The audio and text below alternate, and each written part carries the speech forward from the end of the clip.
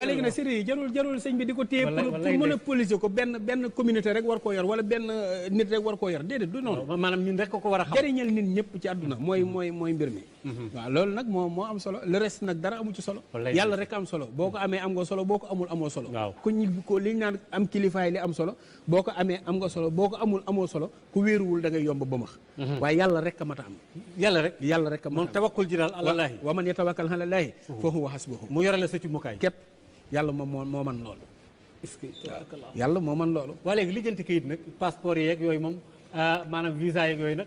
képp koo xamante ni am nga jafe-jafe boobu mooy ci wàllu tukki. ngay tukki moo xam nga nekk fa bëgg fa kër wala nga bëgg fa njaboot wala nga bëgg fa kayit wala nga bëgg fa tukki ba neex ci yow. maanaam boo da ngay saxal di def fatiha ñaari ràkka ngay julli fatiha alam nasara fatiha isa jaa bu ci ne fukki yoon ak benn boo noppee nga def astaghfirullah téeméer def wa yan xalibu ila ahlihi masruran téeméer def wala sawfa yuxtika rabbuka fatarda téeméer daal di def salaatul fatiha 222 boo ko defee insha allahu rabbi sunu borom dana la dimbali ba lépp looy wut ci wàllu tukki boobu sunu borom dana ko yombal même ki nga xamante ni nii day wut visa mu jafe ko bu ko defee sunu borom dana ko may